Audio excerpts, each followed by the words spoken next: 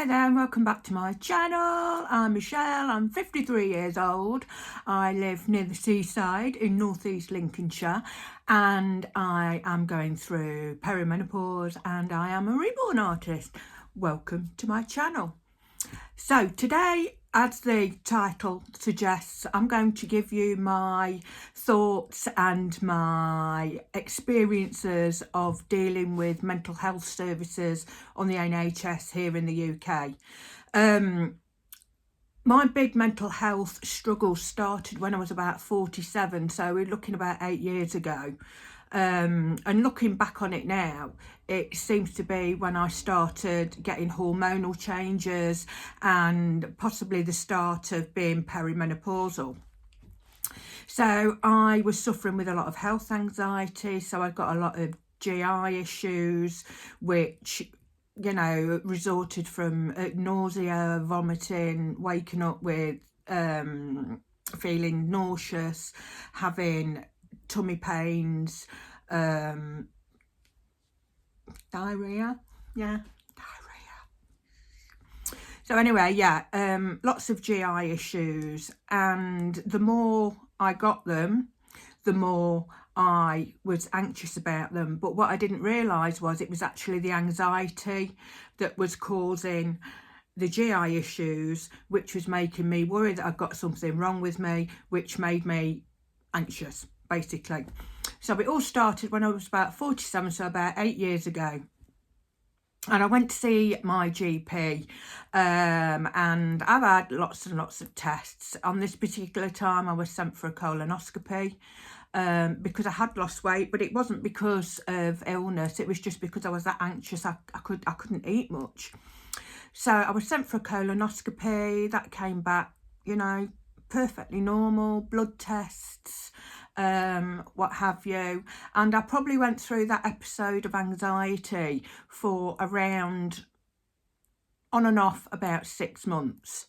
And then I had a period of about a year where I didn't have any major anxiety at all.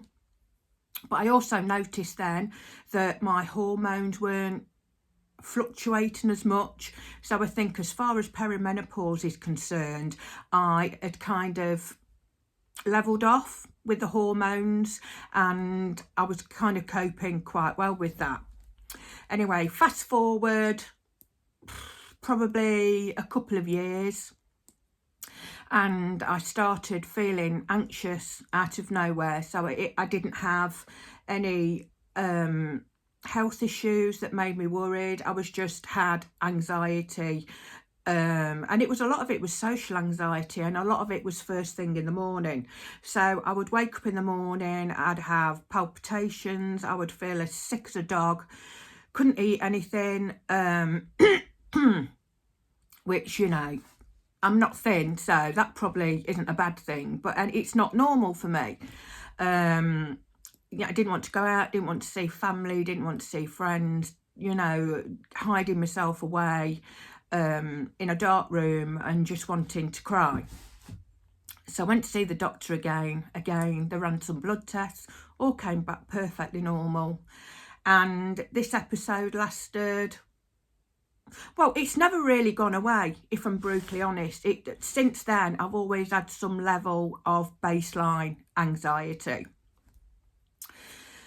So it got to the stage where I went to the GP, my general practitioner, with my husband, and he said, could this be the menopause? And she said, it could possibly be the menopause.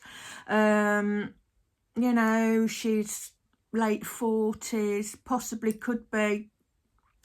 I run some blood tests. So anyway, the blood test came back normal. Hormones, relatively normal. So that kind of put that to bed. I wasn't given any other options at all of, what to do. And all the time I was going through this anxiety, I was never once asked if I needed any mental health support. Not once. It wasn't even on their radar that I might need to speak to somebody. I might have, CBT, talking therapies. It never occurred to anybody. And when the subject was brought up, it was kind of, well, you know, there's a long waiting list. We can put you down for it, but, you know, see how you are in a few weeks and come back. And it just seemed like a chore. And the anxiety wasn't at the stage where it was absolutely debilitating, but it was affecting my everyday life, but it wasn't debilitating. So around a year ago, I visited my doctor and I said, look, I'm really, really struggling with anxiety. And she said, okay, what do you want to do about it? I said, is there any chance that I can get some sort of therapy? You know, I just basically wanted some help from somewhere. So she said, okay, then we'll refer you for some talking therapies.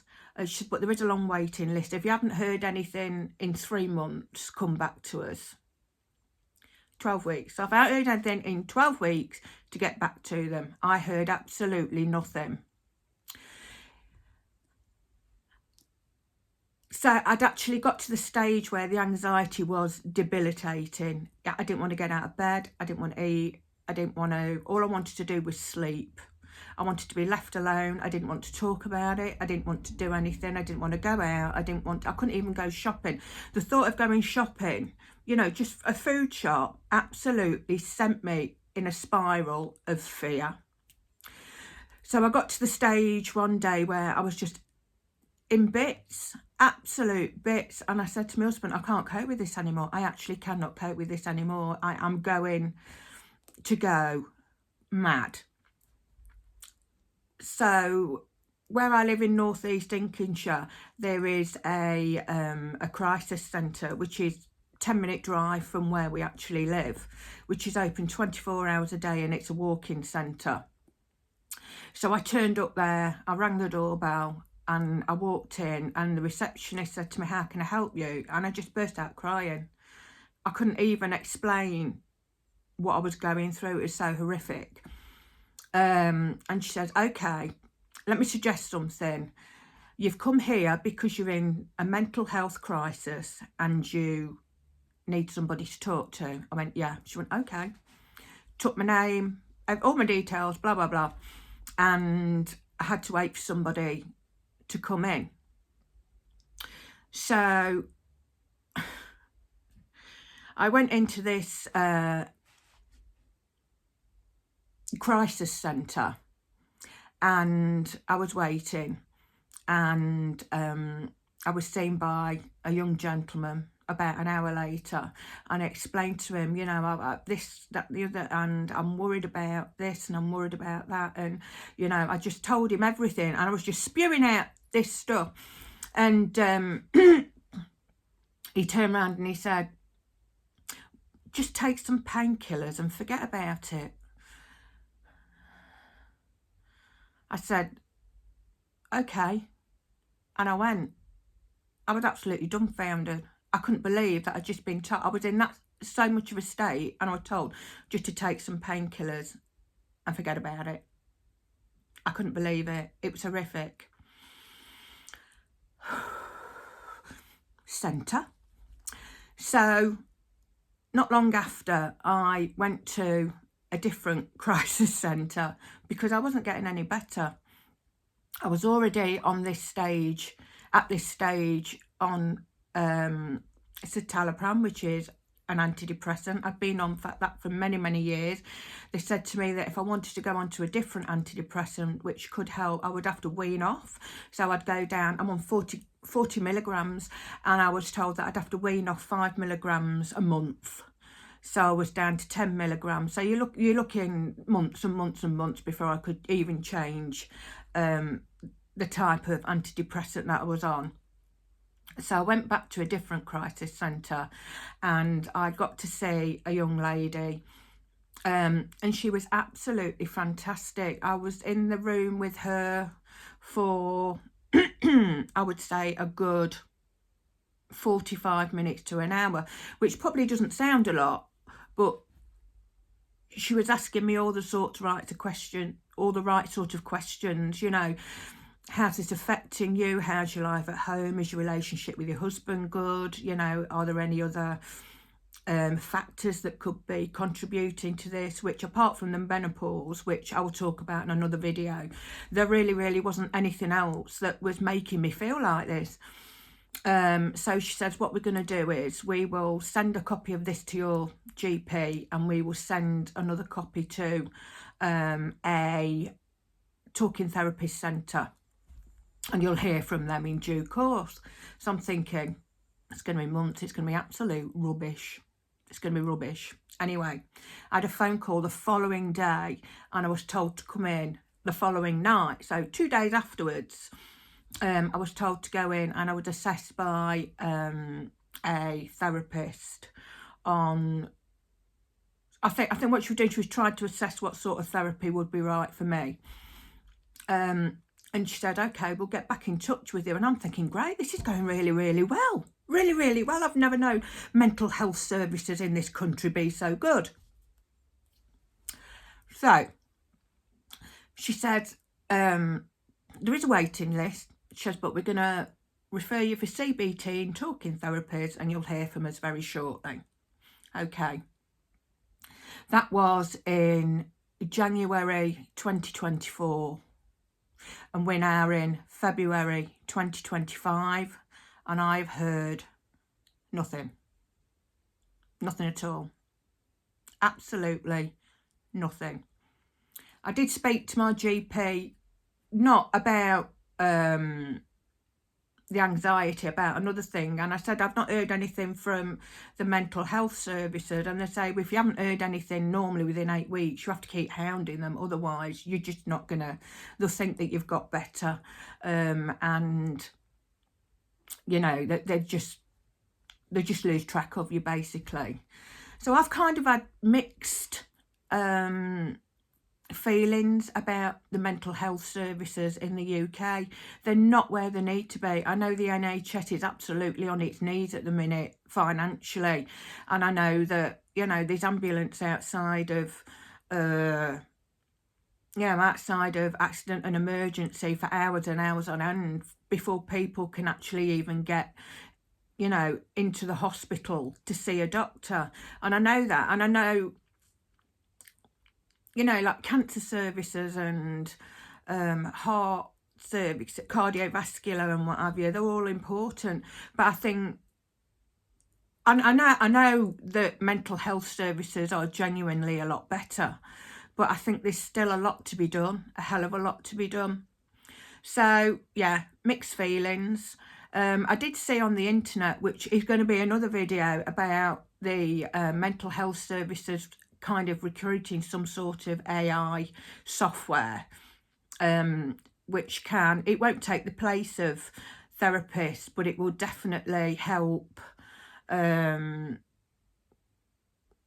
of a complementary therapy along with actual, you know, beside an actual person, which, you know, is that a good thing? Is it a bad thing? You know, it might help people in crisis. And I do know there are some, Shout is a good one. If you text Shout to, I'll put the phone number for it down in the comments, but there is a text message service where you can message therapists, and it's all run by volunteers, and they can assess whether you're in crisis or not. But what I will say is, if you are in crisis at any stage, please do something about it. Don't suffer, don't struggle. Ring 999, turn up at A&E and just say you're in crisis. I know a lot of NHS services are running an actual mental health emergency service now, which is, you won't get an ambulance come out, but if you are definitely in a mental health crisis, they do send out mental health nurses via an ambulance car, and they will come out and speak to you. I'm not sure which counties in the UK, etc., actually do this, but I'll take a look and I'll leave things in the comments and I'll let you know. Anyway, so today, not feeling too bad. I've got behind me 2 babies. One of them's sold and one is actually for sale. But yeah, I'm being watched by babies, Peter Rabbit there, and a rag doll and an elephant. So there you go. This is what my life is. Fabulous. Anyway, I hope you're having a great day, and I will see you. Oh, before I go, please like, please subscribe, and please comment. Comments really help make the channel grow, and I want to grow the channel, like I said in the original video that I made, because I don't want to do vlogs where I'm advertising things that I don't believe in just because I'm being paid for it. I'm not going to try and get you to buy HelloFresh. Trust me, I will not. My friends tried it, saying nothing, but I won't be promoting it, put it that way. I may show you my babies that are for sale, but apart from that, you know, I'm not in this to be YouTube famous or to be a megastar, to have, you know, a massive community, etc, etc. I'm doing it because I genuinely believe that, you know, together we can help each other. You know, I'm not perfect, nobody is, but I think that I've got experience and I've got knowledge and I can help people. That makes me sound like so condescending, but I'm not. Honestly, I do want to share my experiences because nobody should have to go through tough times. And if you've got somebody that you can talk to in the comments, fabulous. Anyway, I'm rambling again, unedited. Can you tell? Anyway, thank you so much for joining me. I've actually enjoyed today telling you about my... That'll make a good thumbnail. A good... my experiences with the NHS mental health services. So anyway, I'm going to go. Have a lovely day and I'll speak to you soon. Bye.